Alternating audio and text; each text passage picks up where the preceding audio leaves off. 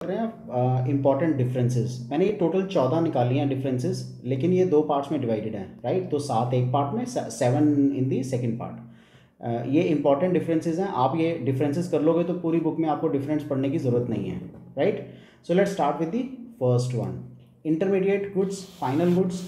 सो intermediate जो बीच में consumption में काम में आते हैं, फाइनल गुड जिनमें चेंज ऑफ शेप या प्रोडक्शन लाइन से जो क्रॉस कर चुके होते हैं, या जिनमें चेंज ऑफ शेप इसके बाद नहीं होता, वो फाइनल गुड्स होते हैं। तो let us understand them one by one. Production territory, these goods remain within the boundary line of production. ये बाउंड्री लाइन ऑफ प्रोडक्शन में रहते ही रहते हैं and are not ready for use by their final users.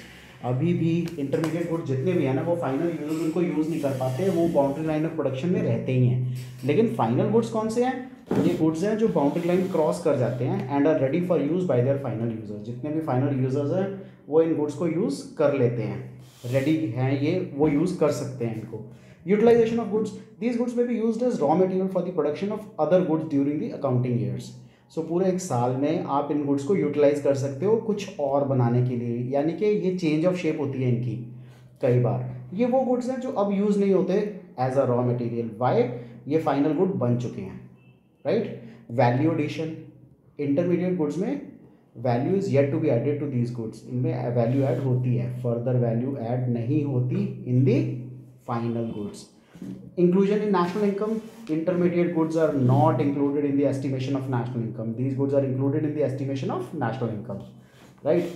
Intermediate goods की जो cost है ना, अगर आपको याद हो, ग्रॉस वैल्यू एडेड में हम वैल्यू ऑफ आउटपुट में से सब्ट्रैक्ट करते हैं intermediate consumption, right. So this is the difference between intermediate goods and final goods. Let's move to the next one, the second, the difference between stock concept and flow concept. See, stock concept को अगर मैं आपको बोलूँ, मैं आपको example देता हूँ। अभी आपके पास कितने पेन्स का स्टॉक है? This is stock, point of time. अभी बताओ अभी कितना है। फ्लो क्या होता है? During the month, during the quarter, during the year, during half yearly, right. यानी कि एक पीरियड ऑफ टाइम में। So what is the flow of water from the tank, water tank? कितना पानी टैंक में से फ्लो आउट हुआ, right. So this is flow, यानी कि आना जाना। अगर मैं सिंपल टर्म्स बोलूँ, आते जाते रहना, दैट इज फ्लो, लेकिन एक पीरियड ऑफ टाइम में। पॉइंट ऑफ टाइम मतलब अभी, अभी कितना है? What is the stock of pens in your box? So stock का मतलब क्या होता है? It refers to those variables which are measurable at a given point of time. So अभी के अभी बताओ, अभी कितना है आपके पास, that is point of time. So flow refers to वो variables which are measurable during a given period of time. So एक महीने का, 10 दिन का, right, quarterly, half yearly, biannually, so period of time. Stock जो है वो time dimensional नहीं है, ये टाइम डायमेंशनल है, over a period of time, right. ये स्टैटिक होता है, अभी बताओ कितना है, सो स्टैटिक। ये डायनेमिक है कि आया गया। इसकी एग्जांपल क्या है स्टॉक की? Wealth, money supply. Example flow की, income and investment, right. So stock concept and flow concept. The third one is nominal GDP, real GDP. अब नॉमिनल जीडीपी सबसे पहले क्या होती है? नॉमिनल जीडीपी जो करंट प्राइसेस पे कैलकुलेट करते हैं, करंट ईयर की प्राइसेस पे कैलकुलेट करेंगे। रियल जीडीपी जो प्रीवियस ईयर की प्राइसेस पे, बेस ईयर की प्राइसेस पे कैलकुलेट करेंगे। अब अगर मैं नॉमिनल जीडीपी बात करूँ तो कैसे कैलकुलेट करेंगे? क्वांटिटी कितनी हमने प्रोड्यूस किया multiplied by current year prices, this is nominal GDP. Real GDP क्या होगी? Quantity into base year price, this is real GDP, okay. So nominal GDP, it is the market value of the final goods and services produced within the domestic territory of a country during an accounting year. ये current year prices पे calculate होती है जितने भी। So GDP क्या है? Basically gross domestic product within the boundaries of India. कितने products हमने मैन्युफैक्चर किए हैं, gross domestic product within Indian boundaries, हमने कितने प्रोडक्ट्स मैन्युफैक्चर किए हैं, we call it gross domestic product, right. So Indian boundaries में हमने इस साल जितने भी प्रोडक्ट्स मैन्युफैक्चर किए हैं, that means the quantity of goods produced multiplied by इस साल कितने की कीमत के, प्राइस के हमने वो प्रोडक्ट्स बेचे हैं। जब हम दोनों को मल्टीप्लाई कर लेंगे, जो वैल्यू आएगा it will be nominal GDP. Real GDP होता है the quantity produced in this year multiplied by base year prices. अगर मैं ये प्रेजेंट ईयर को मान लीजिए आज से 5 साल पहले या 10 साल पहले की ईयर से कंपेयर करता हूँ, सो फॉर एग्जांपल मैं इसको 2018, 2017, 2016, 2020, 2022 अगर मैं इससे कंपेयर करता हूँ तो वो बेस ईयर है मेरा। आज का present year is the nominal year. So real GDP की डेफिनेशन क्या है? ये मार्केट वैल्यू होती है final goods and services produce with in domestic territory of a country किसी भी एक अकाउंटिंग ईयर में, estimated using the constant year prices, यानी कि बेस ईयर की प्राइसेस को जब कैलकुलेट करते हैं, एस्टिमेट करते हैं, उसको करके जो वैल्यू निकलती है, we call it real GDP. It can increase if prices level rises even when there is no increase in the flow of goods and services in the economy. So ये increase होता है जब price level increase करता है, rise करता है, even जब there is no increase in the flow of goods and services. जो भी हमारे गुड्स एंड सर्विसेज हैं उनका कोई भी इंक्रीज इन द फ्लो नहीं है। It can increase only when the flow of goods and services increase in the economy. ये तब इंक्रीज करते हैं जब flow of goods and services increase होता है इकोनॉमी में। It is known as GDP at current year prices, क्योंकि ये करंट ईयर होता है नॉमिनल, ये होता है कांस्टेंट ईयर और base year prices. It is not good measure of welfare of people, it is a good measure of welfare of people, क्योंकि इसमें इन्फ्लेशन भी इंक्लूडेड है। प्रेजेंट ईयर में जितनी भी इन्फ्लेशन होगी it will be part of nominal GDP. Real GDP एक अच्छा मेजर है वेलफेयर ऑफ पीपल में कैलकुलेट करने का कि आज से कुछ साल पहले यानी कि उस बेस ईयर में कितना वेलफेयर था जीडीपी के अंदर, राइट। ऑटोनोमस में इन्वेस्टमेंट, इंड्यूस्ड इन्वेस्टमेंट। सबसे पहले इसको एग्जांपल से शुरू करते हैं। ऑटोनोमस अपने आप, इंड्यूस्ड पुश करना पड़ता है। एक बड़ी वेग सी एग्जांपल देता हूँ लेकिन आप ऑटोनोमस और इंड्यूस्ड समझ जाओगे। अब ऑटोनोमस की अगर मैं बात करूँ तो ऑटोनोमस होता है अपने आप होने वाला। जब एक बच्चा मान लो 18 ईयर्स तक या 14-15 ईयर्स तक जब तक वो बड़ा नहीं होता तो वो पेरेंट्स पे डिपेंडेंट होता है। तो पेरेंट्स, उसकी कोई इनकम नहीं है बच्चे की, लेकिन पेरेंट्स उसको रोटी, कपड़ा, मकान, फूड, शेल्टर, क्लोथिंग, बेसिक जो इन्वेस्टमेंट जो चीज़ें हैं उसको रिक्वायर है वो उसको देते हैं। This is autonomous investment. Induced investment, जैसे ही वो खुद कमाने लगता है तो उसकी इनकम चेंज होती है, इनकम इंक्रीज होती है, उसके कारण, उसकी इनकम इंक्रीज होने के कारण जितना वो अपनी कंजम्पशन को इंक्रीज करता है other than for food, shelter, clothing, education, जिस भी चीज़ पे वो पैसा स्पेंड करता है that is induce investment. Induce किससे हुई? उसकी इनकम से। सो उसकी जो इन्वेस्टमेंट है वो उसकी इनकम से इंड्यूस होके इंक्रीज होती है। सो ऑटोनोमस, ऑटोनोमस क्या होता है? Refers to the investment expenditure which is incurred by the government. Government करती है। It is not influenced by the level of profits और इनकम ऑफ द इकोनॉमी। जितना भी प्रॉफिट या इनकम हो रहा हो उससे इम्पैक्टेड नहीं है। ऑटोनोमस इन्वेस्टमेंट बोलते हैं हम इसको। इंड्यूस्ड इन्वेस्टमेंट क्या होती है? Refers to the investment expenditure which is incurred by the enterprises. Companies करती हैं ये। It is positively related to the level of income. जो भी आपकी लेवल ऑफ इनकम है ये उससे पॉजिटिवली रिलेटेड होता है। Shape of the curve, autonomous investment curve is straight line parallel to income axis which shows that it remains same at all levels of income and output।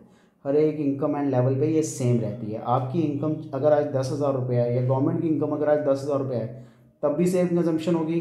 अगर government की income 1 lakh हो जाती है तब भी same consumption होगी। And it is not influenced by change in income. जितनी भी इनकम इंक्रीज या डिक्रीज हो उससे वो इन्फ्लुएंस नहीं होती। इंड्यूस्ड इन्वेस्टमेंट कर्व जो होता है वो पॉजिटिव स्लोप्ड होता है which means there is a positive relation between induced investment and level of income. So आपकी इनकम जो इन्वेस्टमेंट है वो इंड्यूस्ड होती है और लेवल ऑफ इनकम जितनी बढ़ेगी उसके हिसाब से आपकी इन्वेस्टमेंट चेंज होती रहती है। It is influenced by change in the population structure. जैसे जैसे पॉपुलेशन स्ट्रक्चर चेंज होगा वैसे वैसे आपकी ये इनकम ऑटोनोमस इन्वेस्टमेंट चेंज होती रहेगी। नेचुरल कैलामिटीज़ के कारण चेंज होगी या change in technology, institution and war, इसके कारण चेंज होगी। जो इंड्यूस्ड इन्वेस्टमेंट है it is influenced by the level of income of an economy. जितनी इनकम बढ़ेगी, जितना लेवल ऑफ इनकम होगा उसी के हिसाब से इंड्यूस्ड इन्वेस्टमेंट इंक्रीज या डिक्रीज होगी। हायर इनकम होगी greater is the induced investment and vice versa. जितनी इनकम हायर होगी उतने ही ज़्यादा इंड्यूस्ड इन्वेस्टमेंट होगी and vice versa, right. So this is all about induced and autonomous investment।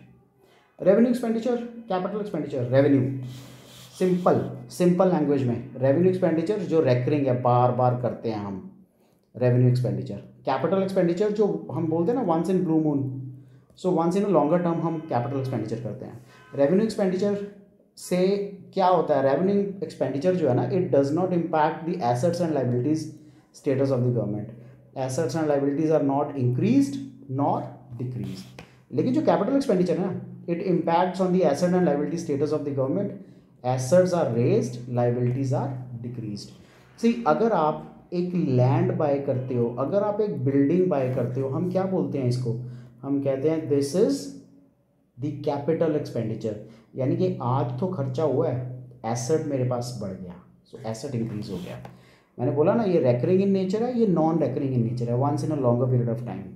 जैसे wage bill of the government, interest payments, defence purchases, ये recurring है, ये बार बार बार बार बार बार होता रहता है। Expenditure on machinery and equipment, purchase of shares, right. So machinery equipment पे जो आप खर्चा करते हो, शेयर्स बाय करते हो आप दूसरी कंपनी के, सो एक्सपेंडिचर है, लॉन्गर टर्म के लिए करते हो आप। Direct tax, indirect tax. Now direct tax, it is the tax which is finally paid by the person on whom it is legally imposed. So income tax को हम direct tax बोलते हैं। यानी कि मिस्टर ए ने income tax pay नहीं किया, अगर मिस्टर ए ने इनकम टैक्स पे नहीं किया, once again I am saying it, अगर मिस्टर ए ने इनकम टैक्स पे नहीं किया तो लाइबिलिटी पेनल्टी जो भी होगी वो मिस्टर ए की होगी। इनडायरेक्ट टैक्स में ऐसा नहीं होता। आप शॉपकीपर से सामान खरीदते हो, शॉपकीपर आपसे उस सामान का जीएसटी चार्ज कर लेता है अपने बिल में। It is the responsibility of the shopkeeper now to deposit the GST on your behalf, right. तो इनडायरेक्ट टैक्स, अगर वो डिपॉजिट नहीं करता और उसकी जो लाइबिलिटी है वो शॉपकीपर की रहती है। इनडायरेक्ट टैक्स का मतलब है टैक्स तो आप ही पे करते हो, लेकिन liability to pay lies on some other person. तो डायरेक्ट टैक्स में क्या होता है, tax which is finally paid by the person जिसके ऊपर वो लीगली इम्पोज्ड है। इनडायरेक्ट टैक्स होता है वो tax which is imposed by one person, imposed on one person but is paid by another person. So indirect tax ना, जैसे मेरे ऊपर इम्पोज्ड है क्योंकि मैंने सामान खरीदा, उस पर मेरे को कॉस्ट जीएसटी जो है उसका टैक्स है वो बियर करना है, तो मैं वो टैक्स शॉपकीपर को दे देता हूँ। वो शॉपकीपर की रिस्पॉन्सिबिलिटी है, वो दूसरा बंदा ही has to pay to the government.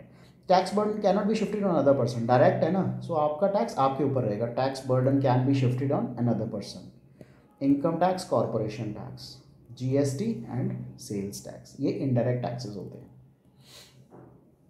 Appreciation of currency, depreciation of currency, ये रिवर्स चलता है बेसिकली। एप्रिसिएशन ऑफ करेंसी का मतलब क्या है, एप्रिसिएशन ऑफ करेंसी का मतलब है पहले $1 के बदले हम 80 रुपये 80 रुपीज़ दे रहे थे, लेकिन अब $1 के बदले आई एम पेइंग 70 रुपीज़। तो मेरी करेंसी जब कम यूज़ होगी तो हम क्या बोलते हैं, एप्रिशिएट हुई है। डेप्रिसिएशन क्या होती है, पहले मैं $1 के बदले 80 रुपीज़ दे रहा था, अब मैं $1 के बदले 85 रुपीज़ दे रहा हूँ। Which means to buy anything from US, I have to pay more tax, more value. I have to pay more money, right? So उससे I have to part with more money of my country. So it means value depreciate हुई है। पहले 80 रुपये देके $1 मिल जाता था, अब 85 rupees देके $1 मिलता है। सो एप्रिसिएशन क्या होती है, situation of fall in exchange rate, exchange rate गिर जाता है। मैंने बोला ना ₹1 to 80 पैसा, $1 to 80 rupees, now $1 to 70 rupees. Depreciation में क्या होता है, इंक्रीज हो जाता है exchange rate, $1 80 rupees, $1 now it is 85 rupees, so increase हो गया। कॉजेज क्या हैं इसके, increase in supply of foreign exchange और decrease in demand for foreign exchange. या तो फॉरेन एक्सचेंज की सप्लाई बढ़ गई है या डिमांड गिर गई है। डेप्रिसिएशन होता है decrease in supply of foreign exchange और increase in demand for foreign exchange. या तो decrease in supply of foreign exchange हुआ है या increase in demand for foreign exchange हुआ है, तो उसको डेप्रिसिएशन बोलते हैं। एक्सचेंज रेट फॉल्स फ्रॉम $1 तो 60 रुपये, $1 से 50 रुपये रह गया। Exchange rate increases from $1 to 60 रुपये, $1 to 70 रुपये हो गया, right. So this is the difference between appreciation and depreciation. That's it from my side on the first part of differences. ये differences मैंने एक एक करके चूज़ किए हैं, इनमें से questions आते हैं आपको, differences आते हैं। अगर आपको इनमें से difference आ गया, chapters आपने पढ़े होंगे तो आप ये differences आसानी से लिख लोगे। एक बार इनको पढ़ लो अच्छी तरह, 2 बार 3 बार वीडियो देख लो, बस आपको ये difference आ जाएंगे। जैसे ही आप ये difference कर लोगे आपको आसानी से याद भी हो जाएंगे और इन वर्ड्स के मीनिंग आप अच्छी तरह से अंडरस्टैंड कर पाओगे, क्योंकि आप ये मीनिंग्स अच्छी तरह अंडरस्टैंड कर पाओगे तो पेपर में आप लिख भी पाओगे, राइट। सो ये फर्स्ट पार्ट था। सेकंड पार्ट भी इसका मैं बनाऊंगा, आपको कुछ और डिफरेंसेस हैं जिनका मैंने सेकंड पार्ट बनाना है। सो जैसे मैं सेकंड पार्ट बनाऊंगा वो भी मैं अपलोड कर दूंगा। Till then take care, good bye.